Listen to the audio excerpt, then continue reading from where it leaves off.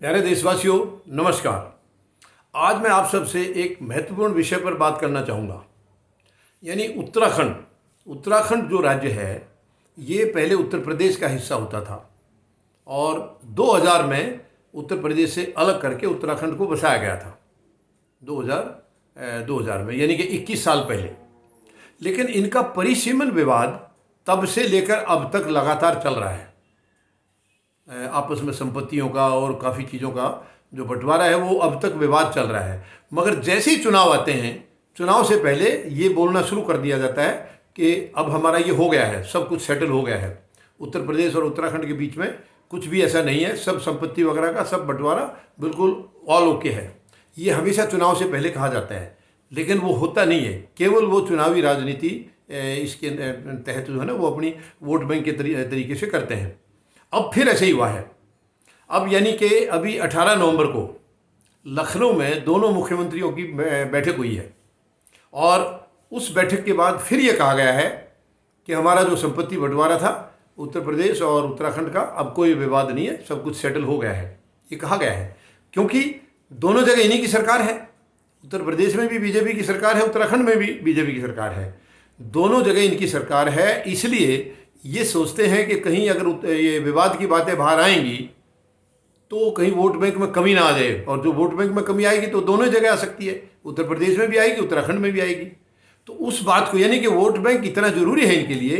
राज्य में लोगों की भावनाएं क्या कह रही हैं, उनकी भावनाओं पर चोट लग रही है नहीं लग रही है, वो आहत हैं नहीं है, उसको कोई नहीं देखता। कोई ये खास करके ये जो वर्तमान सरकार थी, बिल्कुल इन चीज़ों की तरफ एकदम से कोई ध्यान देती नहीं है। ये बड़ी दुख की बात है। यानी जनता की भावनाओं की आप कदर नहीं कर रहे। अब सियासत किसके लिए कर रहे हो? आफ्टर ऑल राजनीति जो होती है वो जनता के लिए होती है। अच्छा बुरा जो होता है जनता के लिए होता है। दुख और सुख जो होगा उसका सीधा जनता पर असर पड़ता है। लेकिन ये हमेशा, जबकि हकीकत कुछ और है। विवाद अभी तक वहाँ यूं के यूं हैं, हकीकत कुछ और है। मगर ये आपस में इन्होंने इसको भुनाना भी शुरू कर दिया है। भुनाना शुरू कर दिया है पार्टी ने भी और सरकार ने भी, दोनों ही जगह, कि हमारा ये ऐसे ऐसे था विवाद, ये बिल्कुल सेटल हो गया है, सब कुछ हो गया, ताकि जनता को ये लगे कि हाँ सब कुछ हो गया है। यानी एक दुख की बात और है, आज राजनीति में इतनी गंदगी बढ़ती जा रही है। ये राज्य स्तर पर क्या कर रहे हैं किसी को पता ही नहीं चलता है। जनता भोली है, सब लोग आगे आ नहीं सकते, सब लोग पूछ नहीं सकते हैं। पढ़े लिखे भी हैं तो वो लोग कहीं ना कहीं व्यस्त हैं, और सरकारें उसी का फ़ायदा उठा करके धांधली में कुछ ना कुछ हेरा फेरी करती रहती हैं राज्य स्तर पर। यानी वो राज्य को अपना नहीं मानते हैं, वो ये मानते हैं कि तुम्हें ये लूटने का मौका मिला, लूटो इसको जितना, पता नहीं कब जाना पड़ जाए, कब तुम्हारा यहाँ से बेदखल हो जाए। तो ये एक बहुत ही गंदी बात है। यानी चाहे प्रदेश की सरकार है या केंद्र की सरकार है, वो संपत्तियों के ऊपर अपना एकाधिकार समझते हैं। सोचते हैं जो मर्जी बेच लो, जो मर्जी खा लो, जो मर्जी लूट लो, कोई पूछने वाला है नहीं। क्योंकि देशवासियों को एक एक चीज़ का तो नॉलेज होता नहीं है। ये बड़ी शर्म की बात है, बड़ी दुख की बात है। अब उत्तराखंड का भी यही हाल है। जब उत्तराखंड बना था, यानी 2000 में जब बना था, तो 2500 करोड़ का इनके ऊपर कर्जा था। 2500 करोड़ का कर्जा मिला था उत्तराखंड को, और आज वो कर्जा 2500 करोड़ से बढ़ते बढ़ते 75,000 करोड़ हो चुका है। कितनी ताज्जुब की बात है, 75,000 करोड़ हो गया है। और भी कई चीज़ें हैं, मैं आपको बताना चाहूँगा। यानी इसके अंदर 1.5 लाख करोड़ से ज़्यादा की संपत्ति अब भी उत्तर प्रदेश के कब्जे में है, उत्तराखंड की 1.5 लाख करोड़ से ज़्यादा की। इसको कोई नहीं बता रहा है। ये हकीकत है, ये सच्चाई है। जो आंकड़े मैं आपको बता रहा हूँ ये सच्चाई है। 1.5 लाख की करोड़ अभी तक भी उत्तराखंड की संपत्ति वो उत्तर प्रदेश के पास है। और हरिद्वार में जहाँ कुंभ मेला लगता है, वहाँ 700 हेक्टेयर ज़मीन, 700 हेक्टेयर ज़मीन में अभी भी वहाँ पर उत्तर प्रदेश का कब्जा है, 700 हेक्टेयर में। और यानी इसका अभी तक कोई समाधान नहीं निकला है, फिर भी ये पीठ थपथपा रहे हैं।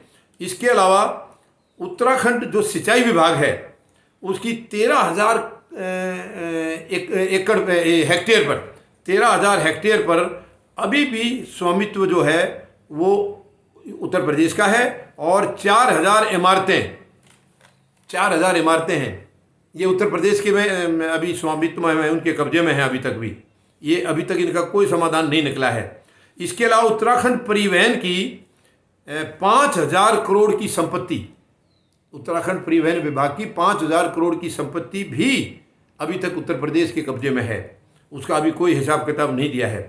टिहरी डैम जो है, ये भी अब तक इसका मालिकाना हक उत्तर प्रदेश के पास है, अभी तक उसने मालिकाना हक छोड़ा नहीं है। इसके अलावा कुल 11 विभागों की ज़मीन, भवन और संपत्तियां अब तक उत्तर प्रदेश के कब्जे में है, जो उत्तराखंड को मिलनी चाहिए थी, अभी तक उनको नहीं दी गई है। और अब ये जो 18 को मीटिंग हुई है, इसके बाद से लंबे लंबे वायदे किए जा रहे हैं। और एक चीज़ और अभी निकल करके आ रही है, इन्होंने ये बताया है, एक है ये सरकार ने ये और भी कहा है कि उत्तर प्रदेश ने उत्तराखंड को जो इनके ये कई चीज़ें जो इनके उसमें प्रोजेक्ट में जो चल रही हैं, सिंचाई विभाग की और इसकी स्पोर्ट्स की, वाटर स्पोर्ट्स वगैरह की, उसकी जलाशयों में इनको इजाज़त दे दी गई है, परमिशन दे दी गई है। ये ताज्जुब की बात है, जब ये उत्तराखंड के हैं और ये कह रहे हैं कि हमारा समझौता हो गया है, तो ये अपनी ही जगह अपने जलाशयों में वाटर स्पोर्ट्स वगैरह की परमिशन लेने की ज़रूरत उत्तराखंड को क्यों पड़ी? उत्तर प्रदेश ने कहा है कि हमने ये इनको परमिशन दे दी है, अपनी ही जगह में करना है तो इन्हीं की है, इसका मतलब हुआ नहीं है बंटवारा। तो ये झूठ बोल रहे हैं दोनों सरकारें अंधेरे में रख रही हैं, और ये बहुत गलत बात है। यानी कम से कम केंद्र सरकार को इसमें दखल देना चाहिए। और यानी मान लीजिए कल दोनों जगह अलग अलग पार्टियों की सरकार आ गई, तब क्या होगा? ये केंद्र की तो उखड़ जाएगी, केंद्र सरकार के तो जाने के दिन आ गए नज़दीक, और उत्तर प्रदेश से भी इनको उखड़ना है और उत्तराखंड से भी, और वहाँ दोनों ही जगह अलग अलग पार्टियों की सरकार आएंगी।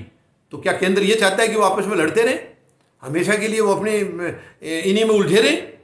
ये बहुत ही दुख की बात है, बहुत ही दुख की बात है। इतनी लंबी संपत्ति, यानी कि इतनी लंबा चौड़ा, ये अभी तक इसका समाधान क्यों नहीं निकाल रहे हैं? क्या वजह है?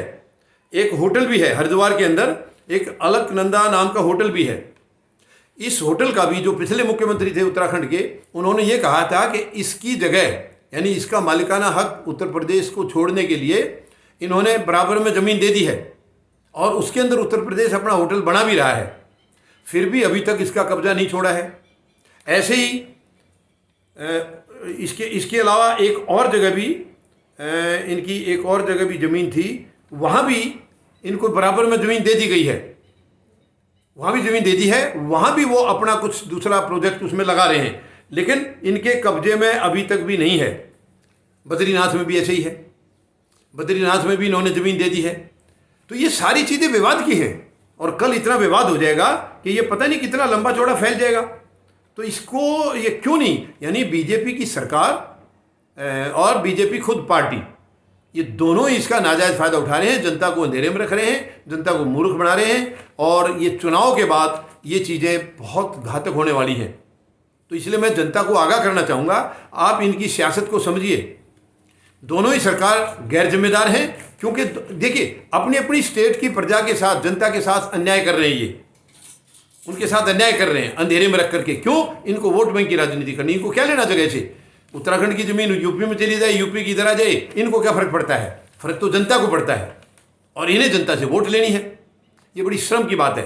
यानी ऐसी ऐसी महत्वपूर्ण मुद्दे बिना सुलझाए 21 साल से लगातार चल रहे हैं, 21 साल से, जबकि अब तो वर्तमान में बहुत अच्छा था, दोनों जगह इन्हीं की सरकार है, केंद्र में भी इनकी है और दोनों प्रांतों में है।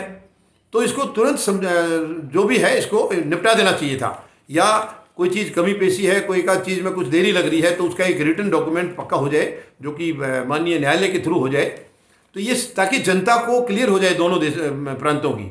मगर ये बड़ी दुख की बात है, चिंता की बात है, ये इनको अंधेरे में रख रहे हैं, जनता को अंधेरे में रख रहे हैं। और यहाँ तक कह दिया है उत्तर प्रदेश, इसके उत्तराखंड के जो वर्तमान मुख्यमंत्री हैं, उन्होंने तो यहाँ तक कह दिया, धामी ने, कि जो 21 साल से नहीं हो सका वो हमने एक दिन में कर दिया।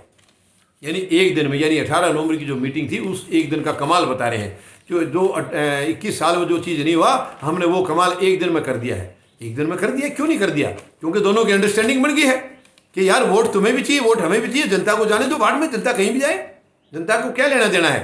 संपत्ति एक्चुअली तो उसकी प्रदेश की है, प्रदेश की जनता की है। तो ये बहुत बड़ी सियासत चल रही है, बहुत बड़ी धांधलेबाजी चल रही है। तो मैं दोनों प्रांतों की जनता से निवेदन करूंगा, आप इसको गंभीरता से लीजिए और सरकारों से जवाब मांगिए कि क्यों झूठ बोल रहे हैं आप लोग, क्यों अंधेरे में रख रहे हैं, और ये सच्चाई क्या है इनसे पूछिए। और चुनाव से पहले इनको बोलिए कि जो तुम कह रहे हो गया है तो वो हुआ दिखाइए, हमें डॉक्यूमेंट्री प्रूफ दिखाइए, कब्जा वहाँ से क्या क्या किस चीज़ का यूपी ने छोड़ा है, किस किस का यूके को मिला है, वो सारा दिखाइए। तो आप इनसे बिल्कुल सवाल करिए और अंधेरे में मत रहिए आप। ये मैं आपको सारी चीज़ें उजागर कर दी हैं, तो इनको मेहरबानी करके कटघरे में खड़ा करिए, दोनों को, दोनों ही सरकारों को, दोनों गैर जिम्मेदार हैं। अपने वोट बैंक के लिए जनता को दोनों अंधेरे में रख रहे हैं।